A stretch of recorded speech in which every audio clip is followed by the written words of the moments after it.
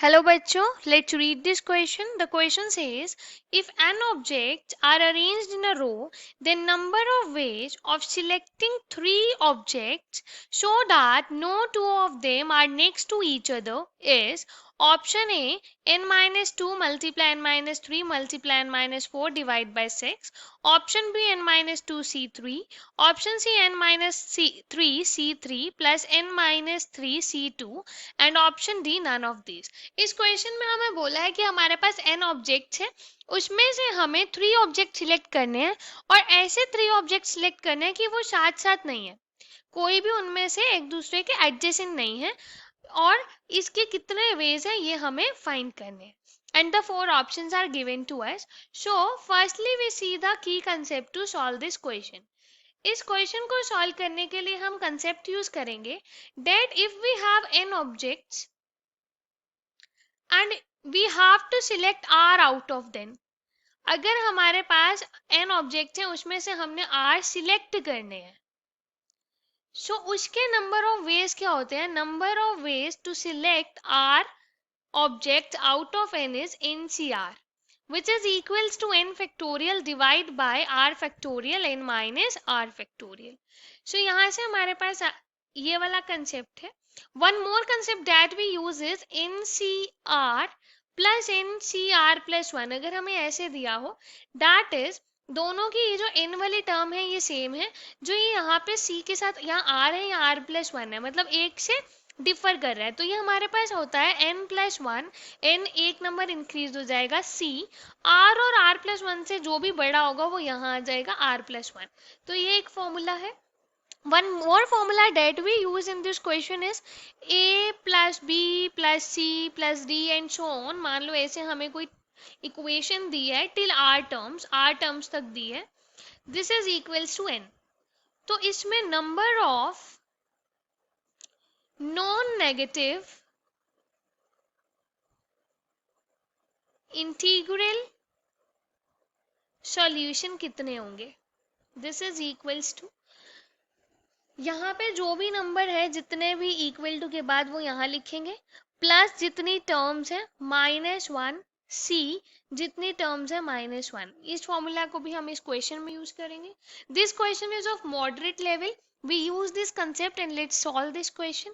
यहाँ से हमारे पास आएगा, सपोज हमारे पास ये n ऑब्जेक्ट है 1 2 3 लाइक दिस. सपोज ये n ऑब्जेक्ट है, हमने ये ऑब्जेक्ट सिलेक्ट किया, यहाँ नहीं कर सकते हम क्योंकि साथ में नहीं करना.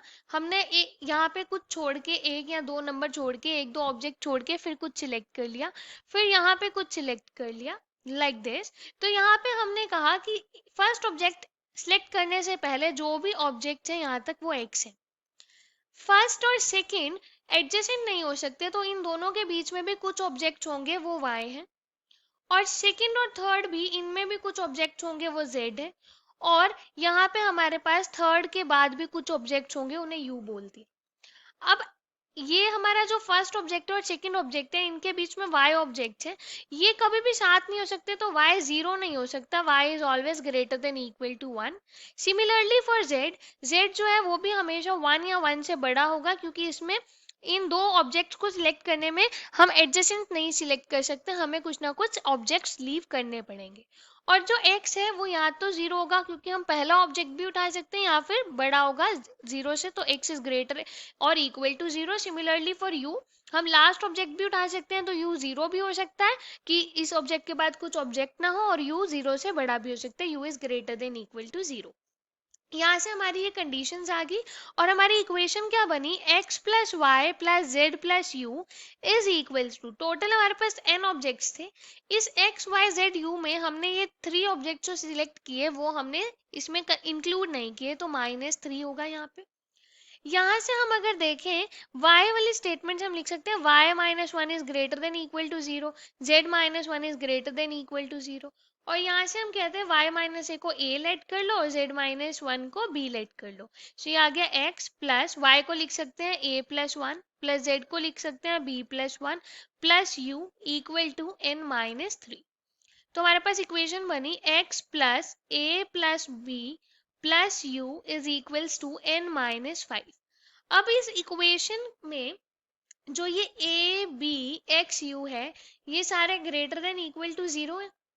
अब इस इक्वेशन में हमारे पास नंबर ऑफ वेज हम देखेंगे, जितने इसमें number of non integral solution होंगे उतने हमारे नंबर ऑफ वेज होंगे इन ऑब्जेक्ट को सिलेक्ट करने के। So number of ways is equals to, यहाँ पे क्या है, कितने, यहाँ पे इक्वल टू के बाद जो भी नंबर है उसे लिखते हैं पहले, n-5 प्लस कितने हमारे पास यहाँ पे वेरिएबल्स हैं, 1 2 3 4, कितनी टर्म्स है, 4 टर्म्स है, 4 सी, सॉरी यहाँ पे -1 भी आएगा। जितनी टर्म पहले हमने वो नंबर लिखा, फिर नंबर ऑफ टर्म्स जितनी भी है इक्वल टू से पहले, फिर -1 सी, यहाँ पे कितने वेरिएबल्स हैं, 4 -1, तो ये क्या बन जाएगा, n-2 C3, ये इसके इक्वल आ गया। तो यहाँ से हमारे पास आ गया number of ways is equals to n-2 C3। इसे हम एक्सपैंड कर सकते हैं, n-2 factorial divide by 3 factorial and n-2 minus 3 factorial, which is equals to n-2 factorial divide by 3 factorial, और यहाँ आया n-5 factorial.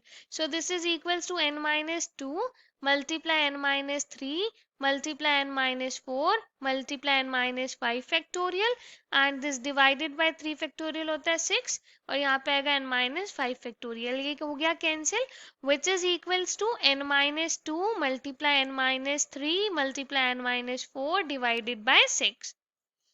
हम अपने गिवन ऑप्शंस को देखेंगे।